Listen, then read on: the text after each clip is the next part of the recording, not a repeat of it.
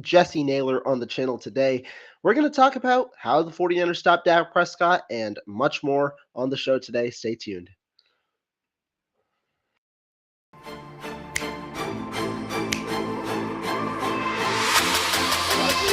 go get him. Let's go get him today, man. Let's go. Hey, dominate on 3. 1, 2, 3. Dominate.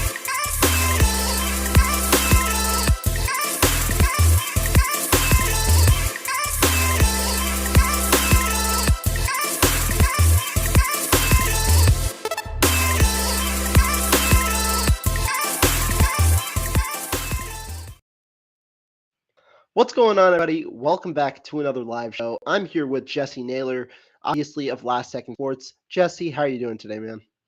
How about them boys, huh? How about them I boys? know. Like, for those of you guys that do not know Jessie, he normally has a good amount of Cowboys attire in the background. Of course, he had to change it to come on my channel because I don't accept that on my channel. The hat as well, I had to ship it over to him. But nah, being serious, appreciate your time. Thank you for coming on. Hey, anytime, man. We were talking backstage. We were supposed to do it Monday, but then all of a sudden that game mattered because the Minnesota Vikings couldn't do what they needed to do. So we had to play the winner of that game. It was like, well, we should probably watch the teams that we're going to have to play in this game. And so here we are, man. Probably better, actually, that we waited till Thursday. I think it's a little bit more fun this way. Yeah, I agree. And I mean, now we know who we're going to play, and it's the matchup I'm sure many 49ers fans wanted, the Dallas Cowboys. And it's a matchup we saw last year in the wild card round. I believe in the wild card round. Another 49ers win there, 23-17. This one might be a little different. Just start by giving me your thoughts when you heard it was going to be the Cowboys, and what are you thinking for this game? Yeah, I think, first of all, I picked them to lose against Tampa. I really thought Tampa was getting healthy at the right time. They were at home. Dallas had never beaten Tom Brady. This team in particular had lost to Tampa to start the season off 2 years in a row. I felt like Tampa would probably win that game. And so once Minnesota lost, I'm like, all right, we got to prepare for Tom Brady and, let's see if he can pull out some magic. And there was a little bit of nervousness there. And that team was really bad. They didn't belong. The Cowboys did exactly what they should. And the Cowboys are a good team. And that's one thing I want to say. I do want to give the Cowboys credit because I do think they are the most complete team that the 49ers have played. I'm not going to say they're the best, but not many teams can win games and multiple games with their backup quarterback the way that the 49ers have been able to. Dallas didn't get to their third stringer, but their backup quarterback held it down. And that's because the team's complete. The team can beat you running. They can beat you passing. They've got a good defense. They're not as complete as the 49ers, but they're not far behind. They are not far behind. There's a lot of talent on that team as well. I don't think that this game is going to be a cakewalk by any means. I think it'll be tough. I think Dallas is probably a little bit more ready for the physicality.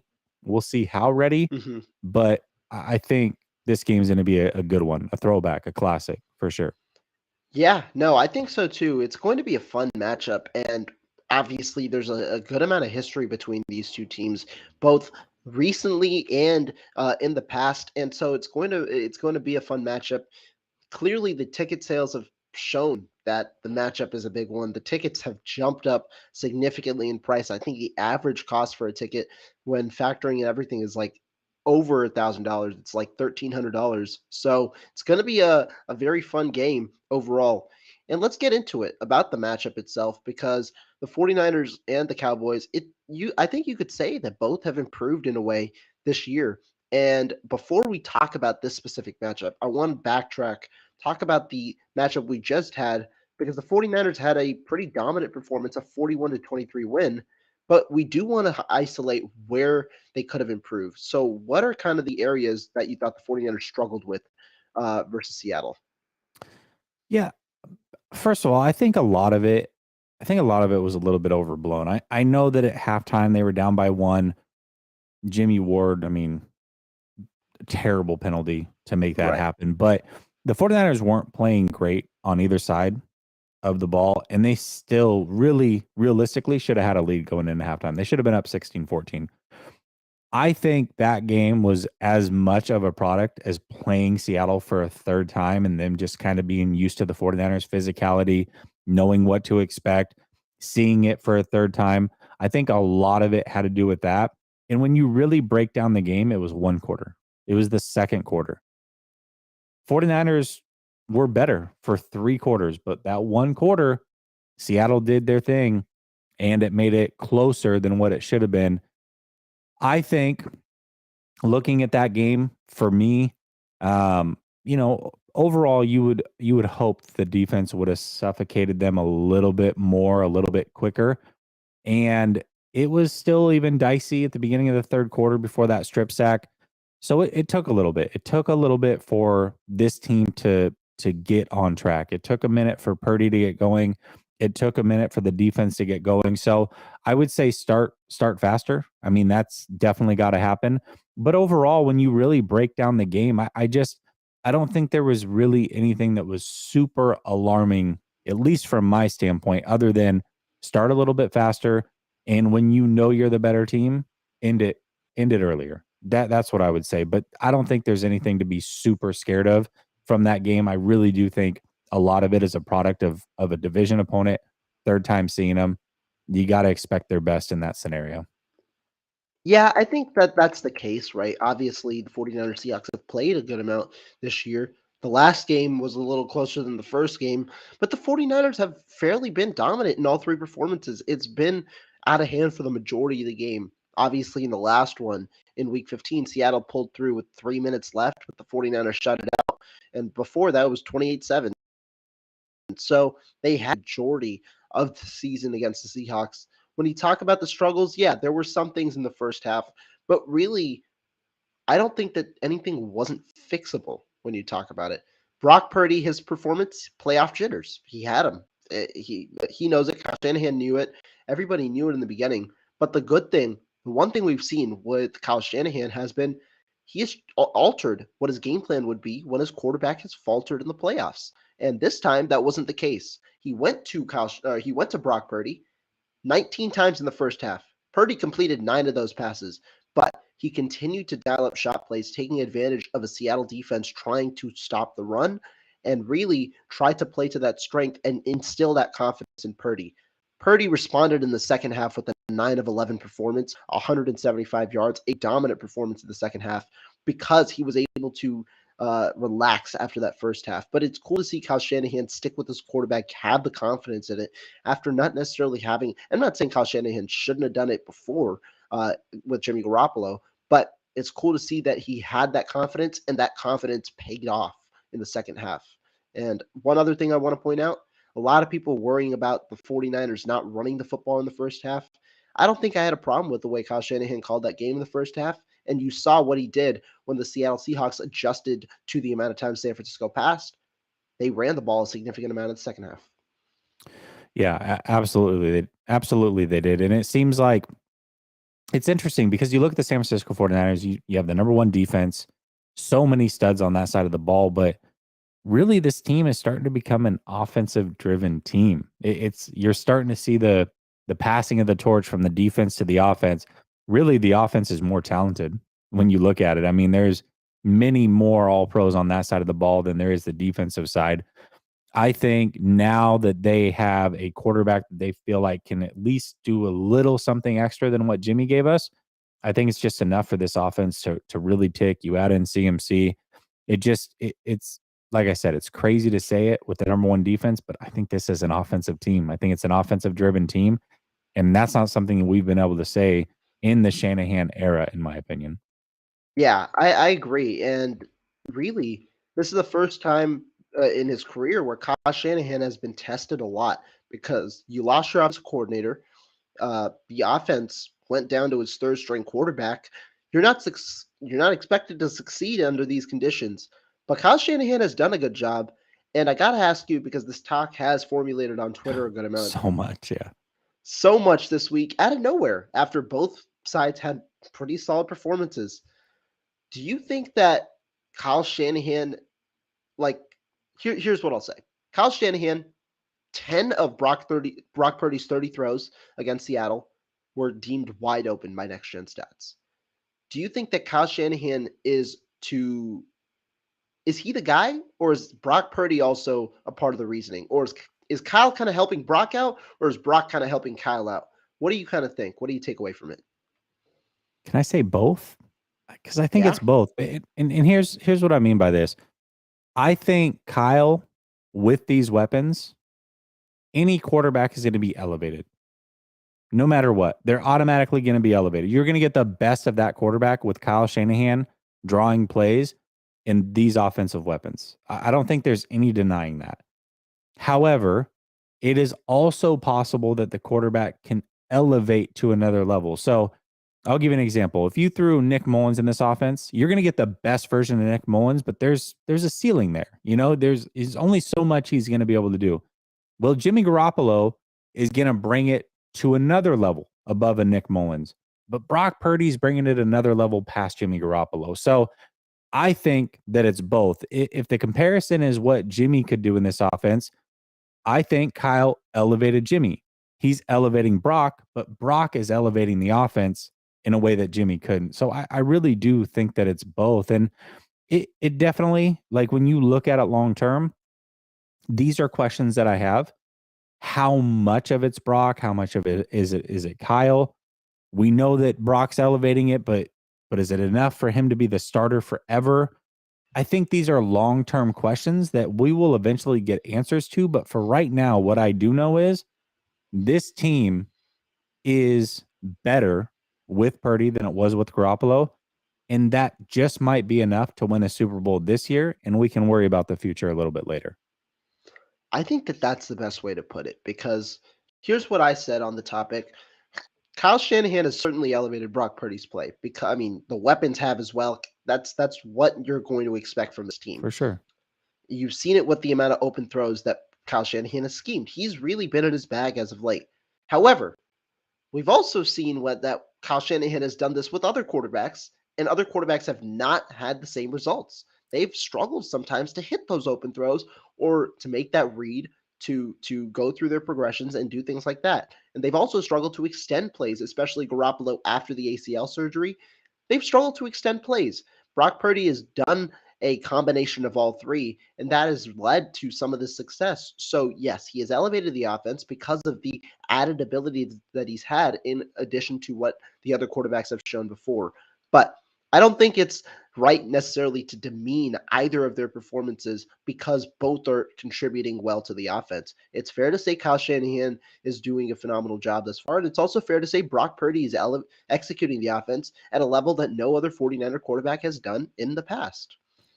I think I'll put it like this: if you put Brock Purdy on, I don't know, the Bears. If you put Brock Purdy on the Bears and he starts all year, they're probably still going to get the first pick. Right. And that's okay to say. But if you take Brock Purdy away from Kyle Shanahan and you replace him with Nick Mullins, they're not Super Bowl contenders. You see, so it goes both ways. Like, it's fine. It's cool that these guys can elevate each other. And I think it's great that they're on the same page and that they know exactly what to expect from each other. They trust each other. And I think it's playing out beautifully. And like I said, to me, all I care about is this year. I think it's enough to win a Super Bowl. And that's really all we need to worry about. We're gonna talk about Purdy and Lance and all these things in the offseason. And it's gonna be at nauseum because every channel that you click to on YouTube is going to be talking about it week after week after week after week, and reading through cryptic tweets and Instagram likes and all sorts of crazy stuff. I promise you'll get your fill. Now it's just not the time. I agree. And before I continue, I do want to give a shout out to everyone who has entered the chat. Ryan P. Conley, thank you for tuning in, as well as Bebop Jones, Mariah Faithfully, and John V. Thank you so much, all of y'all, for tuning in. We appreciate all of you guys. And moving forward, because now that we've debunked the Kyler Brock talk and all that, let's get to the Dallas Cowboys, because the Dallas Cowboys are going to impose probably the toughest challenge the 49ers have faced thus far as of late, right? Going into the divisional round, I thought that the Cowboys were the toughest of the three teams we could have faced, with the Vikings, the Tampa Bay Buccaneers, and the Cowboys, and they proved it with their Monday night performance. So with that defense, how should the 49ers attack the defense? What should be the game plan going to that game? I mean, Dallas has to prove to me that they can stop the run. They have to. They have to prove to me that they can stop the run, and that's been an issue of theirs all season long. I look at this like a boxing match. And to me, every time that you run and you run at a Micah Parsons, you may not get a huge gain from it, but it's like a body blow. And if you add enough body blows to the bank, eventually those legs get tired in the late rounds and you can start going for the head and trying to knock people out. That's what the 49ers are looking to do here. Just stick with the run, body blow, body blow, body blow, and then eventually it'll pay off and you can go for the KO punch at the head, you know? So that's the way that I see it. I think the 49ers have got to look at this and just say, we just got to outlast them. We got to outlast them. We got to out physical them. We got to play our brand of football. And that should be enough to win. Because if we play our best, we are better than the Cowboys. The Cowboys are good and they're not scrubs at all. I think this is a fantastic matchup. But the 49ers are the better team. They are the more physical team. They are a team that I think can exploit Dallas's weakness more than Dallas can exploit the 49ers' weaknesses. You just got to stick true to who you are. And if you do that enough, eventually you should come out the winner of this game. And I think that that's fair, right? The number one thing, you've got to make the other defense respect you. And the 49ers, well, the Cowboys have an issue. They give up 130 yards per game, and they give it up on 4.4 yards per carry. What does that mean? It means one of two things. They give up a good amount of yards, but if while they don't give it up on a good amount of yards per carry, that means the other team is running a solid amount on you, which is also a just a way to see how the game is going. And so to me, I think the 49ers do have to make the Cowboys respect their offense. Now, the one thing I'm curious on doing is, or on seeing is, do the 49ers implement a game plan similar to the Seattle game, or do they go with a run heavy approach from the beginning?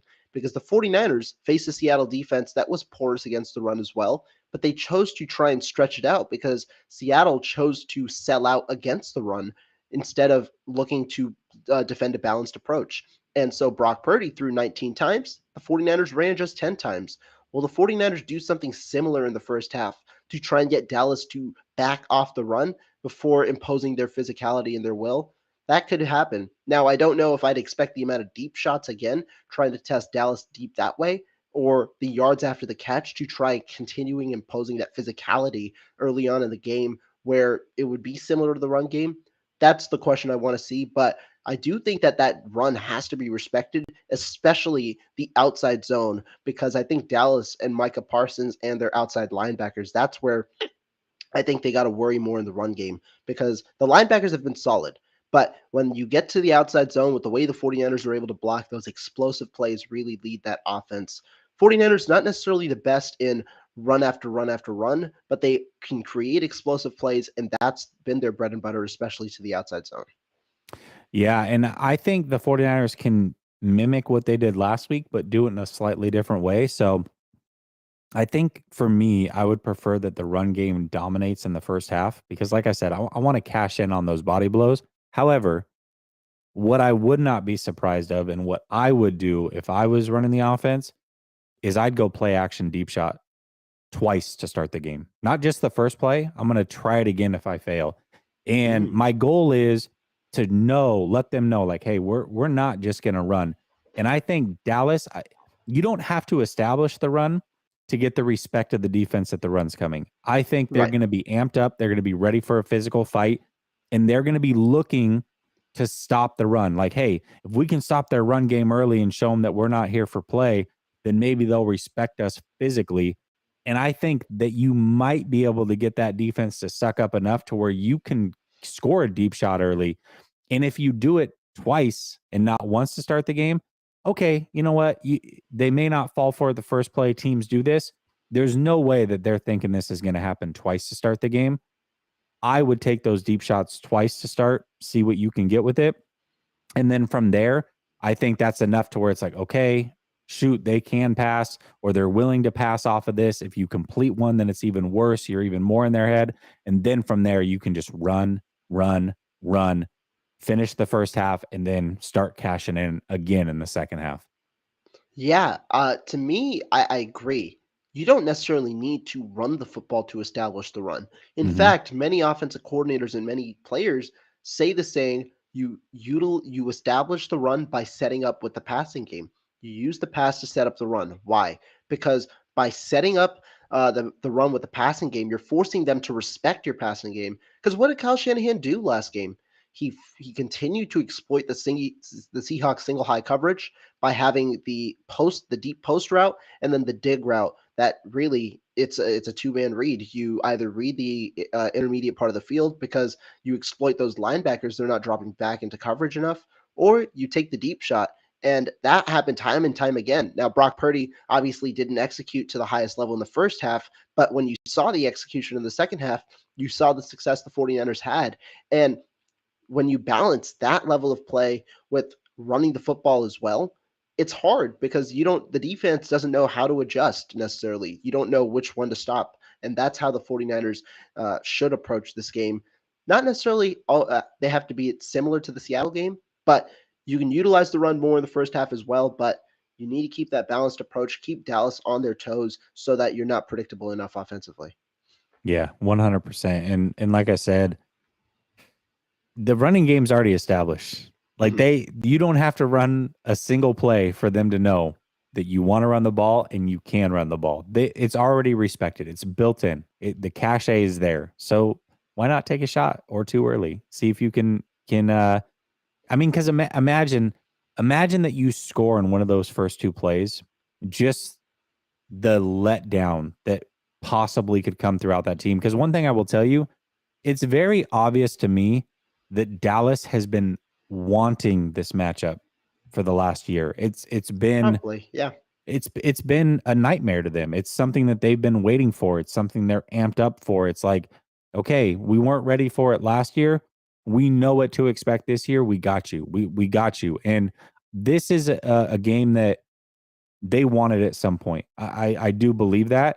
Now, that doesn't mean you don't have to be scared to get your ass whooped, right? Like, you don't have to be scared to lose a fight, but I don't think they're scared. I don't think they are intimidated. However, if you come in amped up and the 49ers score quick, that could take the wind out of your sails real fast. That could really change things up. And it's like, oh man, this isn't the Jimmy Garoppolo offense that we messed with last year. This is a whole different beast. We can't just tone in on the run because Purdy's going to take those shots over the top. So I think that you can really put them on their heels very, very quickly in this game if you do it right. Yeah, no, I do agree. And to me, this is also a two-part kind of story. The 49ers Cowboys defense, how does the Cowboys defense react to the run game? How can they defend the run well while also manning the play action in their secondary? I think it's got to start with the run for them. But it's also on the flip side because the 49ers are now facing a mobile-ish quarterback in Dak Prescott. And really, a quote from Jerry Jones himself intrigued me earlier this week. Jones talked about Dak Prescott. He said the secret to beating the 49ers may be with Dak Prescott and his legs, which means we could see some designed runs. We could see some extra action from Prescott that we really haven't seen recently from Prescott in terms of with his mobility. He can extend plays, but we haven't seen the designed plays for Prescott. What do you think that could be a factor? And how do you think the 49ers defend a mobile quarterback like Dak Prescott? I do think it's a factor. I think that's the one thing that when I look at this game and try to break it down, that's the one thing I don't have an answer for. Because it's not like Dak is super mobile quarterback where you're going to spy him. You're not going to waste a defender on that because at max, you're going to see him run 6-7 times on 40 dropbacks. You know what I mean? So you're not going to waste a spy on that, but those are the ones that kill you the most. As soon as the defense turns their back, it's 3rd and 5. Maybe your defense needs to get off the field. Offense is struggling a little bit. And then all of a sudden you get that backbreaker run to keep the chains moving, keep you on the field. Those are the concerns that I have. And Dak, more than ever, he's looking like young Dak again. Last year, he was completely unwilling to run. And it was obvious. It was the leg injury. And then he had lower extremity injuries that kind of were plagued based off of the leg injury and trying to work his way back. This year, he started out a little bit slow, but if you look at the last month or so of the season, including last week, you'll see 6 rushing attempts, 6 rushing attempts, 7 rushing attempts. He's starting to run the ball more like he did when he was a little bit younger. He's starting to get that confidence in, and it can be the backbreaker, like I said, Russell Wilson style, Patrick Mahomes style. All it takes is a couple of those throughout a game, and it can really flip it on its head. So that's the one thing that I don't have an answer for, and that's the one thing that does concern me about the Dallas Cowboys. Right, and I think it has the attention of the players for sure. Nick Bosa was asked earlier this week, how does he feel about the 49ers and a mobile quarterback? He understands they gotta play better. He thinks they've played better recently, but again, they overestimated Jarrett Stidham. I wonder, do they overestimate Dak Prescott, given that on film he doesn't run the football much in terms of designed runs and things like that? And also, how do the 49ers react? Because Dak Prescott, when you look at his splits, he's not he's way better against the blitz than when you rush for and you get pressure. He only completes 50% of his passes when he's pressured, but he completes 69% against the blitz. There's a huge disparity of when he's blitzed and pressured than when he's not blitzed and pressured. Prescott, you've got to be able to rush forward and you've got to be able to get to the quarterback. But again, you've got to maintain him in the pocket while also rushing for. The 49ers, they had a bad blitz case in a way last week. The Charvarius Ward touchdown to DK Metcalf, that came when the 49ers blitzed 6. They Yep. got to be able to get the pressure there if they do blitz. Otherwise, Dak Prescott could have a nice day in the pocket. And that's talking about him in the pocket. We've got to also worry about him as a rusher as well. Yeah, 100% you do. And that's just it. I mean, the way that you stop a mobile quarterback is you send 5 at him and you fill all the lanes.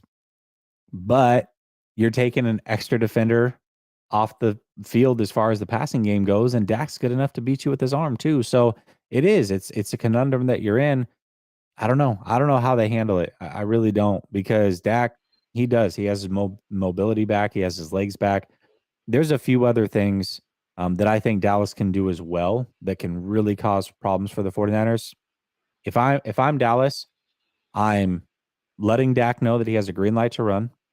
I'm going up tempo, and I am putting CeeDee Lamb in the slot. You do those 3 things, I think you can cause a lot of problems for this defense. You can definitely put them on a back pedal. You don't allow them to sub out by going up tempo. Dak Prescott kills you with a back-breaking 3rd and 5 run. And CeeDee Lamb, you put him in the slot. Charvarius Ward can't follow him there, because if he does, then you've got a major mismatch on the outside. You got to put Jimmy Ward on the outside on a Gallup. That's just not going to happen. So those 3 things right there, Right. if I'm Dallas, that's the keys to my offense. I'm doing those 3 things, and I'm doing them often. Yeah, I think that that's important. CeeDee Lamb in the slot. I think we could see CeeDee Lamb utilized like Tyler Lockett's utilized in Seattle. A Yep. 50% kind of split in the slot and the outside to create those mismatches for sure. And the other thing I want to talk about with Dak Prescott, well, there's a lot to kind of unpack here. Well, Prescott's only been sacked 20 times in the 12 games he's played. Of the 20 times, 6 came in one game against the Philadelphia Eagles. Cowboys have done a fairly good job in protecting him, only 1.6 sacks allowed per game. Meanwhile, the 49ers obviously averaged 2.6 or 2.8 sacks per game over the year. Do you think that that is a matchup to watch? And do you think the 49ers have the favor in that, especially after the way that Abraham Lucas played very well against Nick Bosa this past week? Yeah, I mean, I think Nick Bosa is always he's always a nightmare. I think if they're going to continue to rush 4, they got to get creative with it. They cannot just be wide 9, rush the quarterback. That's not going to work. That's not going to be a way to win this, in my opinion. What I saw was where Nick Bosa was his most effective. One, he got to I think it was Kenneth Walker that ran the ball on this particular play, but he got to Kenneth Walker quick, stopped him for a loss. The other one was on the Amenahu strip sack, Right. where Bosa's the one that actually pushed Gino up into the pocket so that Amenahu could get his hands on him. Both of those came off of being creative. Both of those, if I remember correctly, came off of when they moved 3 defensive linemen to one side, Mm-hmm. had one wide out on the other side, and attacked him that way. And I believe through 3 quarters, they did that twice. They ran one stunt and they ran Nick Bosa, or one stunt with Nick, and they had Nick Bosa one other time line up over the guard on the interior of the line. Only 4 plays they got real creative with Nick. In 2 of those plays, he had a major impact on the result of those plays. You have to get creative. There's no reason to just line up and say, all right, we're better. We got him. Go do your thing. You can do that, but you can still get creative with it. I think D'Amico Ryans, it's on you to get creative and get Nick Bosa in different areas and just give them different eye candy so that you're not just straight pass rushing. You have to do more, be more creative this week than you were last week with those types of lineups when it comes to that front four. Yeah, I agree. And the creativity, that's where D'Amico Ryans, I think he's going to be challenged. That what do you call it? That formation that you talked about where they have the 3 and then the 1 in the wide 9. They've used that with these stunts and it's worked recently with the 49ers. They normally utilize their linebackers as well with Fred Warner, Aziz Al-Shire, or Drake Greenlaw in the formation as well. And it's worked because you get Nick Bosa on the interior. When you get him on the interior, what does that mean? You don't necessarily have the double team or the chip that could come with him on the edge, and that's a valuable thing because you get him on a one-on-one. Now, Bosa obviously has to increase his effectiveness from the pass game, but I don't think that Dallas. It's not that I don't think that Dallas will necessarily let him go, but I think that Nick Bosa should learn from this past game. And I think the 49ers should have a better game plan if Nick Bosa gets chipped. It's not like they had a bad pass rush last week. They still had 16 pressures. Omenihu had 5. Armstead had 3, and each had 3 sacks combined. So it's not like they had a bad pass rush, but now the effectiveness is there, and I think the creativity is going to be important as well. Last thing on Dak Prescott, the interceptions. 15 and 12 games this year, and that's been a thing. He hasn't had a single stretch where 2 games without an interception this year. How do you think that impacts this game? Do you think the 49ers are able to get one? Yeah, I do. I think so. I mean, the 49ers, the defense has been very handsy, and they are forcing a lot of turnovers every single game. It seems like multiple turnovers are coming. It's the same thing that happened with that defense down the stretch last year when they started to turn things around. I do. I think they're going to get their hands on one, but I would expect that Dallas gets their hands on one as well. I think, for as good as Purdy has played, I do think that sometimes it's better to be lucky than good, and he's thrown some up in every single game, and for whatever reason, defense hasn't been able to come down with it. I would expect that Dallas comes down with one this game as well. Yeah, I think that that's a good talk because when we talk about turnover differential, 49ers and Dallas, they're the top 2. Dallas has the most fumbles, I believe, this year with 17, and they're one of the leading league leaders in takeaways. Yep. When Dak Prescott turns the ball over as much as he does, and the Cowboys are still there in turnover differential, that tells you something. Because the 49ers, the reason they're there is they don't turn the ball over. Right. Since Christian McCaffrey arrived, the turnovers with Jimmy Garoppolo and Brock Purdy haven't been much, and the 49ers don't fumble the football either that much. And so they create turnovers, but not necessarily at the highest rate like the Cowboys. The difference, though, the 49ers create the second most interceptions in the NFL behind the Pittsburgh Steelers, and Dak Prescott throws a lot of interceptions. So that should be a fun topic when it comes. Yeah, I mean, turnover wise, I mean, seriously, since the Rams game, which was his first real week, so we're talking an 11-game stretch. I mean, what if they had 2, 3 turnovers? Like, it's been. I know Purdy himself has 4, but Garoppolo, I don't believe, had any during that stretch. Garoppolo had 0. Purdy had 4 in that stretch. Since the Rams game, I believe we have 5 because I think we had 1 in the Chargers game. I remember I did a turnover differential article. We had 1 in the Chargers game, and then we've had the 4 from Purdy. 1 in the Dolphins, Buccaneers. Didn't have 1 in Seattle, and then 1 in the Vegas game and the Commanders game. Oh, that's right. He did in the Commanders game. Okay. All right. But either way, I mean, what 5 turnovers in 11 games? Yeah. That's not even half the games you're turning the ball over in. I mean, that's impressive. Very impressive. So I do think this is the game where they get one, though. And that's the thing is I just don't. If Dallas gets one, they're just getting one. I could see a scenario where 49ers pull off a couple potentially. The 49ers have not committed multiple turnovers in a game since they faced the Kansas City Chiefs in week 7. They have That's not. wild. They have not. Dallas certainly has. Dallas is a team that commits a good amount of turnovers. If I don't think they had a single one in this past game No. against the Tampa Bay Buccaneers, but against the who do you call them? The Commanders in Week 18, they had 2, and I know they had 3 in the week before against the Titans. And now that I'm looking at it, Dallas has committed a turnover in every game except for the Tampa Bay one. They committed every game since Week 12 to Week 18. Yeah. Yeah. And you go And even it's coming from further. all different Yeah. directions. I think their special teams had a turnover in that Commander game as well. Yeah, and that's important to note.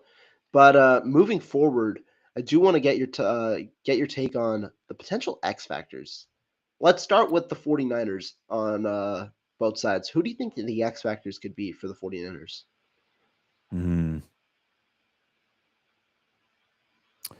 Okay. So, I mean, listen, this isn't crazy to say. I'm not going to try to Right. get cute with it and be like, "Oh, it's going to be Gray. Gray's going to be the guy." It's the physical players for the 49ers. And I think offensively that's Deebo Samuel. He's the one that sets the tone for the 49ers. And anytime, I think Deebo Samuel and Ayuk, and Ayuk maybe not from a stats impact, but his Mm-hmm. blocking is so big in this game. Yeah. So big. Really, I could just say the wide receiver core because I think his blocking is huge. I think Jennings' blocking is huge. And I think their physicality and willingness to block linebackers even, I think that's the difference between the 49ers and the rest of these guys. They will block you with wide receivers on your linebackers and win. They will win those matchups. George They Kittle win them will on those go outside one-on-one. zones. Yeah. Right. George Kittle will go one-on-one with Parsons and win that matchup from time to. So it's just different. It's different. And so I think the blocking of the wide receivers can be the X factor. And so that puts all the wide receivers in that category. Now, Deebo is a little bit different. His is from the physicality when he gets the ball. Right. He's going to break tackles. He's going to impose his will. And so when you have that coming from what's supposed to be the finesse group of your offense, you're in for a long game. You're in for a very long game. So offensively, that's where I would go with the X factors. I think that's actually perfect. The entire wide receiver room. When you look at the statistics, when I was writing some of the articles this week, Dallas actually minimizes the impact to running backs. I think they've given up the fewest touchdowns to running backs all year of any team. I think they've only given up 4. But when you look at receivers, they've given up the most, 22. And that, I mean, when you think about it, who do they have? They have Trayvon Diggs. And at CB2, they have Deron Bland in the slot, a rookie. And at CB2, with Anthony Brown out, who, let's face it, is an average to below average corner, they don't really have too much. They have Israel Mukuamu, like not necessarily a top caliber option at CB2. And Right. Trayvon Diggs himself is known to give up touchdowns. That's Yeah. one thing that he Those is known to safeties are do. good, though. I want to give credit to those They safeties. are. They're good. Jaron Curse was a guy who I really wanted for the 49ers last year. Underrated guy. Their safeties are good. Their safeties are good. But they give the team itself gives up 22 touchdowns to receivers this year, most in the NFL. The 49ers are going to look to target those receivers. We saw an increased usage for Deebo Samuel this past game. 9 touches in terms of 6 catches, 3 rushes, and really a very impactful game overall for Deebo Samuel. Brandon Ayuk, he cooked last year, and just Jimmy Garoppolo couldn't get him the ball. This year, we could see if Brock Purdy can get him the ball instead, because he could line up against Trayvon Diggs, which is a big thing. And so I think that, yeah, those guys are going to be important. Yeah, 100%. How about defensively? Who do you think? I think, again, I got to go with the physicality. And the two guys that bring that physicality and set that tone, Dre Greenlaw, Talanoa Hufanga. Those are the ones right there. Both. Well, Greenlaw is a freak athlete. I mean, he's incredible as is, but just his willingness to get dirty and Hufanga's willingness to get dirty and thump you, again, tone setters. It's all about being physical in this game. And so, who are your most physical players? That's them. Those are the guys that will set the tone defensively. And I think, either they cause a separation that ends up in an interception because they just separate the receiver from the ball, or, a receiver alligator arms it, that type of situation, you get an interception. I think those guys have got to set the tone physically. Again, this is a playground fight. You got to be the bullies in this game. You got to remind them why they shut down last year. You got to remind them that they were sore for 2 weeks, and they talked about that last year when they lost to the 49ers. You have to remind them that you are the bully. So be the bully. And the guys that are going to do that are the guys that hit the hardest and fly around with reckless abandon. Hafunga, Greenlaw, those two. I like it. I like it. I'm going to go with the very obvious one, but I think it's still a vital one. Mine is Nick Bosa, and obviously Nick Bosa, DPOY, he's going to be an X factor every game. But after the match, the game he had last weekend, I do want to see how can he impact the game this time if the Cowboys look to chip, if the Cowboys look to double team. Why? Because I think rushing with 4 or rushing with 5 is going to be vital in this game. I don't know if you're going to get help from the linebacker blitzes and from the different utilizations of schemes that D'Amico Ryans likes to use, given how Dak Prescott is effective against them. And so I expect stunts, but I also want to see, can Nick Bosa really beat guys like Tyron Smith? Can he beat Tyler Smith or Jason Peters, whoever starts at left guard? Can he do that himself in these one-on-ones or even one-on-twos to see if the 49ers can get pressure with 4? Because that's where they want Dak Prescott to be. Yeah, absolutely. Absolutely. And they've got, it's not going to be Tyron Smith or Peters. It's going to be their other Smith, their rookie Smith. Yeah, Tyler Smith. Yeah. Tyler Smith. Yeah, yeah. So Tyler Smith is extremely strong, but he's not refined. So I think, the technique of Bosa can cause him some fits. Yeah, for sure. What about the Cowboys? Do you think that there are any X factors there that could help them sway the game in their favor? Yeah, I mean, for Pollard, Pollard's a really good player. He probably shouldn't be a Pro Bowler or a CMC, but really good player. And there have been multiple games that I've watched where it's like, man, this guy gets it on a wheel route and he is gone. Like he Yeah. can break a game open. He is their big playmaker on offense. He's the guy. He's the explosive one. So I think he can be the X factor on offense 100%. I think he's the guy. Defensively, man, I think Curse can be the guy. I mean, we'll see how healthy he is. But if Curse is the one that gets the assignment of Kittle, whoever gets the assignment of Kittle, I think can be an X factor over there. So I would assume that would be Curse. So I would put him defensively as the X factor.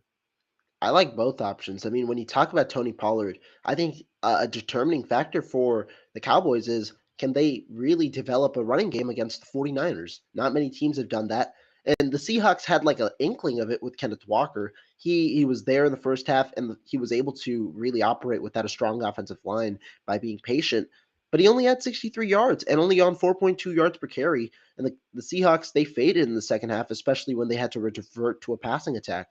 The Cowboys need to stay in this game, and I think they do so if they can keep a balanced approach. And that is if they utilize Tony Pollard a lot more. So, one, they've got to get an efficient running game, which Tony Pollard is involved with, but they also got to give more carries to Pollard, who clearly is the more effective running back between the two. I know you and I said it last night, but if they give it to Zeke, it's a win for the defense because of how efficient or inefficient really Zeke Elliott has been. It's a win for the defense. So you got to give the ball to Tony Pollard, but can Tony Pollard be effective? The one way the 49ers were a little, not necessarily limited, but they saw some issues last week where the angles that they could have taken in the outside zone. You saw Drake Greenlaw miss on one with the touchdown, but it doesn't happen that often. So you need to, the Cowboys need to capitalize on those opportunities. Tony Pollard provides them. I like that. And that's for Jaron Kearse. I mean, he's a guy who really just does everything for them out of that safety position. He's really valuable to that defense. And yeah, I think his availability is going to be important because it doesn't seem like he's going to be 100% if he plays. He said he will play, but if he plays, doesn't know if he's going to be 100%, and that might change the outcome of that game. I think Schultz is one to watch as well. I mean, he's really come on this year. Big big boy. Yeah. I mean, he's, so he's a guy that just naturally he could impose his will physically, throw it up to him, you get him in a one-on-one matchup. I mean, it doesn't really matter who's on him. He's going to be the bigger man. So I think he's a guy to watch out for. And they like to hit. I mean, get him in those seam routes, hit him up the seam. He's a guy that also could kind of help break things open with a big 20-yard gain up the seam and get that offense going. So I think Schultz is a guy to look out for as well.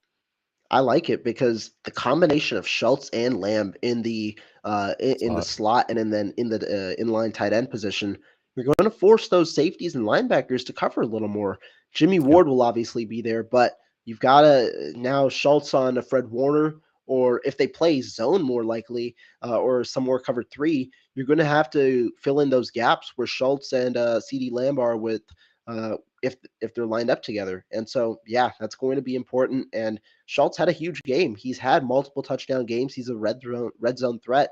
And the 49ers, that's one place which is going to be vital. If you can turn touchdowns into field goals, that saves you 4 points in a crucial moment. Yeah, and that's the way I look at it. I mean, if the 49ers are in a cover three, I mean, you run two guys up the seam, who you choosing? That's what it comes down Yeah. to. If they're in a cover four, which they also like to run an awful lot, or show a two deep shell, use those guys as decoys and then let Pollard get loose the way that the 49ers do with CMC. And if those linebackers carry far enough, then it's like, all right, we'll just dump it off to Pollard and see if he can make somebody miss and make something happen. So, listen, this defense is not flawless. The 49ers defense is very good, but every defense has weaknesses. And I do think that Dallas has the horses to exploit them if they do it properly. I agree. I agree. Just want to give a shout out to some of the guys who came in a little later in the stream. CJ Gray, thank you for tuning in, as well as Este85, Bang Bang Niner Green. Agree with you there. Steve O Supremo, thank you as well for tuning in, as well as Bryant Culp. Everyone, make sure you guys smash the like button, hit the subscribe button as well. Really appreciate all the support that you guys always give on these evening kind of live streams. I know you're doing it in spite of my guest here. I know not many people like him. So really, I appreciate you guys' support because I know it's a burden having him on the show. I love it. I absolutely love it. I'm never doing this show again. I'm going on Polo's show. You said that every last week. time. You said that last time. You came true. back. Somehow convinced you. But the last topic of the day, not necessarily related to this battle between the 49ers and the Cowboys, but an interesting topic nonetheless. Strength of schedule. It's been a topic that many opposing fans have used against the 49ers because, face it, the 49ers have had one of the easiest schedules when looking at hindsight this year. They're 30th, I believe, in the NFL. Do you place any value into strength of schedule? How do you kind of view the argument? And what do you think about the topic? It's really it's interesting to me because both fan bases are going to do this. Both fan bases, regardless of the matchup with the 49ers, what you'll see is both fan bases like cherry picking random games that happened in October or September. And it's like, well, you lost to the Bears and the Falcons and the Broncos. And we're like, yeah, but you lost to whoever. And for the Dallas Cowboys, it's the Commanders in week 18, right? Yes, I think there's no secret. The 49ers don't have the best strength of schedule, but there are multiple ways to be battle tested. The 49ers fought through a ton of adversity this year. You look at the injuries, specifically to the quarterback position. I think that shows that you fought through adversity. And you've also got a team full of veterans that have done this before. This is not new to them. They've been to NFC championships, they've been to Super Bowls. In Charvarius Ward's case, he's won a Super Bowl against this 49er team. So listen, these looking back on any regular schedule game is, I think it's overblown. And even for us, well, 2 weeks ago, you lost to the Commanders. One, that was a divisional game. Two, crazy things happen. I mean, it is what it is. This is the playoffs. These teams are completely different teams than they were even 2 weeks ago. This is a week-to-week league. Anybody can be beaten. And I will take, even if it's against weaker opponents, I will take an 11-game win streak. over being up and down to finish a season. I'll take that.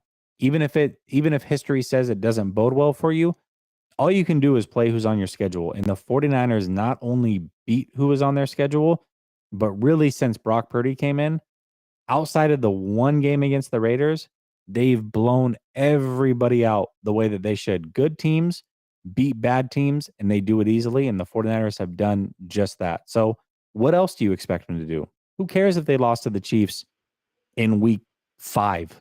Like, that was Right. so long ago. Completely different team. I don't put a lot of thought into regular season matchups once you get to the playoffs. I agree. And I mean, the strength of schedule talk's interesting. The point of strength of schedule going into the season is to give you an outlook of how the teams performed last year. It's Yep. flawed. It gives you data, but it's also flawed. It tells you off the look how your opponents may look. But then again, the NFL is a league to league year. Teams regress and teams get better every single year to where strength of schedule kind of becomes unfavorable when you try and talk about that specific season because of how interchangeable the league is. Teams have gone from worst to first. Teams have also dropped from the first place team to out of the playoffs itself. And so I think it is important to note how in fluctuating that the strength of schedule can be. The 49ers entered this year with the number 5 strength of schedule. They faced the toughest teams. Why? Because 3 NFC West teams made the playoffs last year. And then when you go back and look, they end at number 30. The Cowboys enter the season at number 27. And yet the talk is about the 49ers strength of schedule. And I'm not here to say that one is more valuable than the other. It's just it's a league to league year. Everyone thought the NFC East was going to be the worst. NFC West could have been better. And that's the opposite. The NFC East had 3 playoff teams this year with a near 4th in the Washington Commanders. So to me, I don't put too much value in it. And I agree with you. I don't put too much value in the regular season games because overall, the eye test should tell you how well a team is performing, not necessarily the opponents that they play, because there are these fluctuating games. I mean, the Dallas Cowboys lost to the Washington Commanders 23-6, playing full strength with the division on the line in Week 18. Yet they steamrolled the Tampa Bay Buccaneers in the first round of the playoffs. There are these different matchups. There are these, I guess, like matchups that you think that could go one way and could go another. But I think we've seen a lot of change in the NFL this year, where teams that are favored to win significantly have lost and things like that. You can point it out for every team. The Chiefs lost to the Indianapolis Colts. Could we really? The 49ers lost to the Broncos and the Bears, right? Or the Falcons or whoever you want to bring up. Almost every team has this, and that's why I don't put too much value into the regular season because playoff football is different. Really, any mistake in that game kind of changes the outlook of that game, and really upsets can happen. I think what's happening, this is just my opinion, my assessment. I think teams or opposing fans know that the 49ers are legit. Their hope that Purdy falls off. He's a rookie. He can get overwhelmed. And the only reason he hasn't yet is because you haven't played a team good enough to overwhelm him.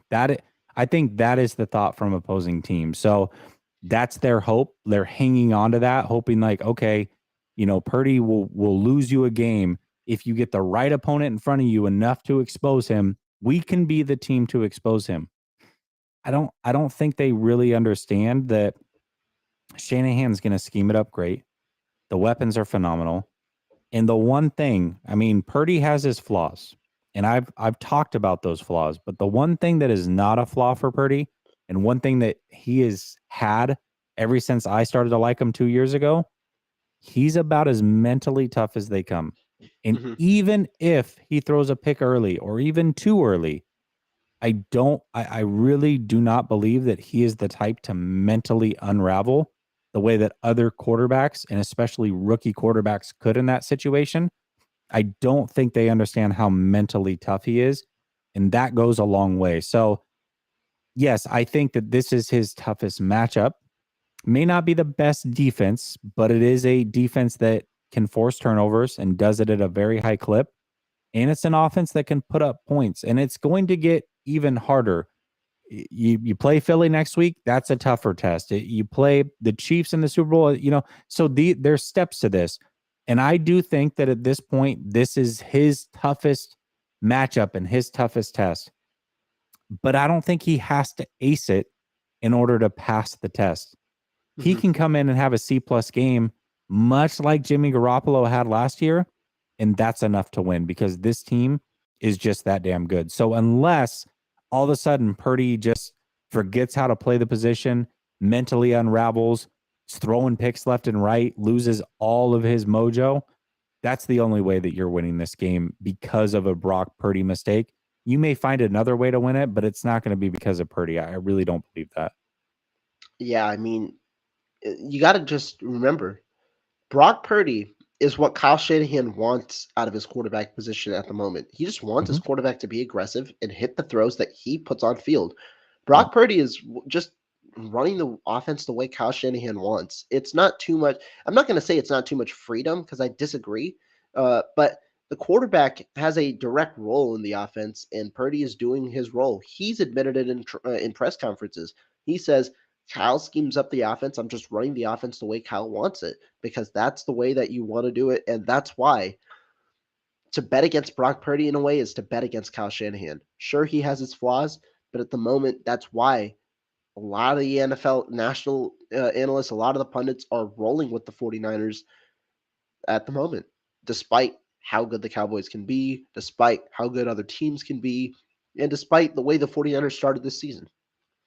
Yeah, absolutely. So I get it. I mean, that's probably if I was an opposing fan base, that would be my hope too, is like, oh, hey, we're going to put it all on Purdy and he's going to have to go win the game. And that may happen. It may happen at some point. And I don't know. I don't know if he'll be able to do that, if that is a situation he's fully forced into. But I don't know. I don't think the Cowboys are the team to make that happen. If there's a team that's going to make it happen, I don't believe that's the Cowboys. But we'll see. Yeah. To end today's show, what is your score prediction?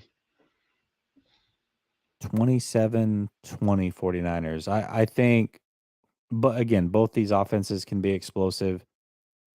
You may see a quarter, kind of like against the Seahawks, where a team explodes or both teams explode, whatever.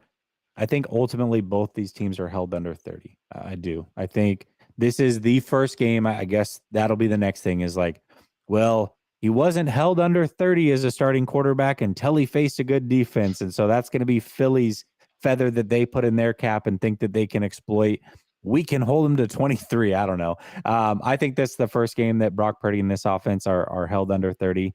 And that's okay. I think it's enough to win. 27-20, San Francisco 49ers. Yeah, I have a similar score. I don't know if one team will be held under 30 or not. I have a feeling that it could be close. I think what I settled on was 27-23. I said I could see 31-23, something like that. In that I don't think the defenses are going to play poorly. I think the defenses are going to play well, but I do think that the offenses will also have stretches of good ball because both offenses are capable of that. And I think turnovers also, because points off turnovers has been a thing for both teams. So I think that the turnover battle will be equal. But the turnover battle, I got to say this before we end today's show. The 49ers, they've had the turnover battle in 10 of their 18 games this year, or 17 games. They've won all 10. The Cowboys also, when they win the turnover battle, they got a high chance of winning the game. That could be a determining factor as well in this game. Yeah, this will be the game that they both turn it over the same amount. And so then it's just going to come down to everything else. Yeah. But hey, Jessie, I do want to say I appreciate you taking your hour, obviously, coming on to the channel. Really appreciate your time and obviously everything that you do there. Why don't you go ahead, give a quick shout out to what you do and what you got for the weekend? Yeah, absolutely. So at JNay_LSS, you can find me on Twitter there. And Last Second Sports, search that up on YouTube. That's where I do most of the work. Mostly a 49ers channel, but 49ers and Lions mixed in. It's a lot of fun. And we have a lot of fun over there. We're approaching 10,000 subs. So if you're not subscribed over there, come show us some love. We would love to get to 10,000 on this Super Bowl run. I think it would be a blast. But yeah, you'll see me next doing a post-game show on Sunday after a 49ers victory. Perfect. For those of you guys that love the post game shows, he does a great job. I know you have David on there as well, so be sure to tune in over there after the game, because I know everyone's going to have their hot takes regardless of who wins. It would be a fun one. Thank you guys though so much for tuning in. I appreciate everybody who came into the chat and shared their support today. We will be back soon, probably tomorrow morning. I've got Jackhammer on at noon, I believe. And so that'll be a fun show before, obviously, the weekend kicks off. But thank you guys so much for tuning in, and we'll see you guys next time.